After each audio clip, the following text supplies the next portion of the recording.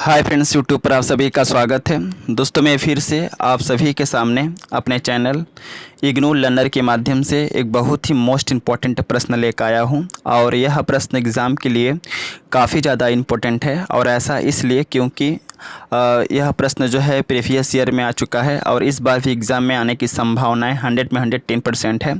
सो आप सभी से रिक्वेस्ट है कि आप एग्ज़ाम में जाने से पहले एक दफ़ा इस प्रश्न का आंसर आप ज़रूर पढ़ के जाइए। ओके, सो आते हैं प्रश्न की ओर और जानते हैं कि कौन सा प्रश्न है जो कि एग्ज़ाम के लिए काफ़ी ज़्यादा इम्पोर्टेंट है और हर बार जो है परीक्षाओं में आता है।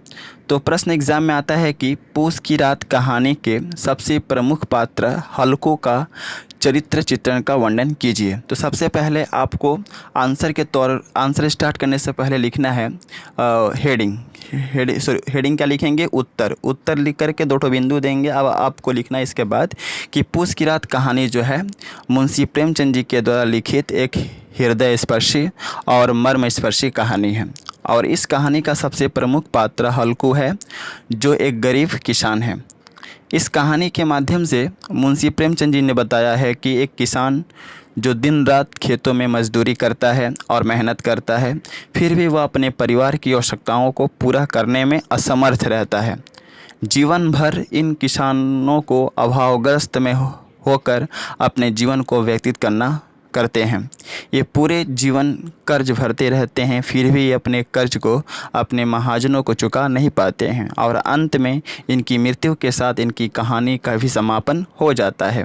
अर्थात मुंशी प्रेमचंद जी ने बताया है कि पहले के समय में किसानों की स्थिति काफ़ी दयनीय थी। वे महाजनों के चुंगल में फंसे हुए थे और महाजन किसानों का काफ़ी ज़्यादा शोषण कर रहे थे।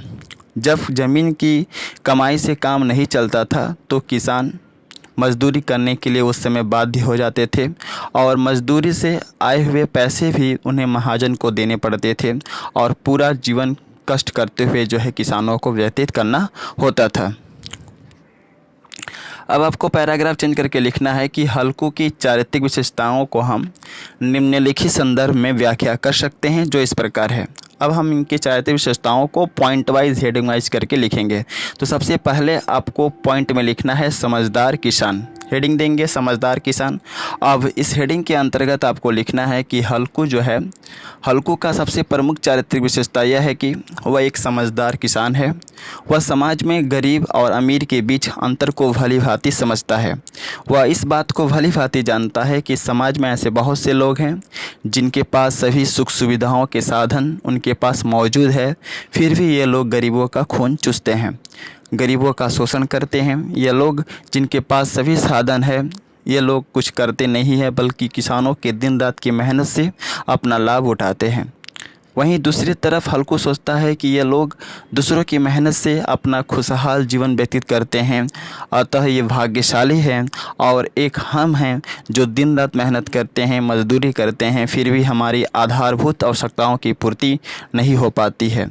हमें हमेशा अभाव में अपना जीवन व्यतीत करना होता है। यह तो हमारा दुर्भाग्य है। इस बात से, इस कथन से पता चलता है कि हल्कू जो है एक समझदार किसान है।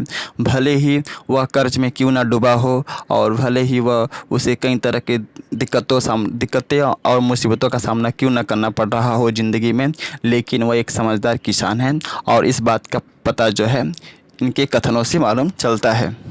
अगला हेडिंग है स्वाभिमानी पुरुष का होना। इस हेडिंग के अंतर्गत आपको लिखना है कि हल्कू का दूसरा सबसे प्रमुख चरित्र विशेषता यह है कि हल्कू एक स्वाभिमानी पुरुष है।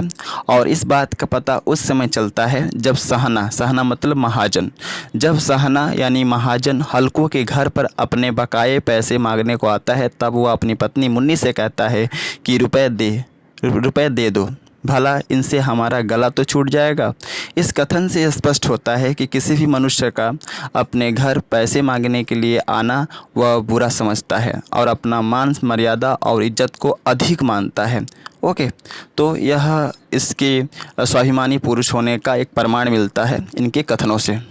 अगला हेडिंग है हल्कू एक व्यवहारिक पुरुष है। इस हेडिंग के अंतर्गत आपको लिखना है कि हल्कू के प्रमुख चरित्र विशेषताओं में सबसे प्रमुख विशेषता यह है कि हल्कू एक व्यवहारिक पुरुष है और इस बात का पता उस समय चलता है जब महाजन उसके घर पर अपने बकाये के पैसे उसे मांगने को आता है तब वह अपनी पत्नी से कहता है कि लाओ, जो 3 रुपये बचे हैं उसे महाजन को दे देते हैं। इस बात से पता चलता है कि हल्कू एक व्यवहारिक पुरुष है। वह भले ही अपने जीवन में आने वाली समस्याओं का सामना करना चाहता है और पीड़ाओं को सहना चाहता है, लेकिन समाज में अपनी बनी प्रतिष्ठा पर आँच नहीं आने देना चाहता है। वह जानता है कि अगर हम इन पैसों को नहीं देंगे तो महाजन जो है हमें गाली देगा, हमारी मान मर्यादा का मजाक उड़ाएगा। इससे छुटकारा पाने के लिए और अपनी प्रतिष्ठा को समाज में बनाए रखने के लिए वह महाजन को अपने बकाए के पैसे जो है उसे दे देता है, ताकि किसी भी तरह से उसके मान मर्यादा और सम्मान पर आँच ना आए। अतः हम कह सकते हैं कि हल्कू जो है एक व्यवहारिक पुरुष है। अगला हेडिंग है कुशाग्र बुद्धि वाला। इस हेडिंग के अंतर्गत आपको लिखना है कि हल्कू के चारित्रिक विशेषताओं में कुशाग्र बुद्धि का होना भी सबसे प्रमुख चारित्रिक विशेषता है। और इस बात का पता उस समय चलता है जब हल्कू अपनी पत्नी से कहता है कि इस समाज में और संसार में वही लोग खुश हैं जो दूसरे का शोषण करते हैं, किसानों का और गरीबों का शोषण करते हैं। उनकी मेहनत से जो आय होती है, जो इनकम होती है, उसे अपने सुख सुविधाओं का साधन खरीदते हैं। और एक हम हैं जो दिन रात खेतों में मजदूरी करते हैं और इससे मजदूरी से जो पैसे आते हैं, जो आय होती है, वह महाजनों के कर चुकाने में चली जाती है और हमें अपना सारा जीवन जो है अभाव में व्यतीत करना पड़ता है। हम अपने लिए कुछ नहीं कर पाते हैं। इस कथन से मालूम चलता है कि हल्कू जो है एक कुशाग्र बुद्धि वाला मनुष्य है। अगला हेडिंग है हृदय में मानवता और पवित्रता का होना। इस हेडिंग के अंतर्गत आपको लिखना है कि हल्कू के चारित्रिक विशेषताओं में मानवता और पवित्रता कुट कुट कर भरी हुई है।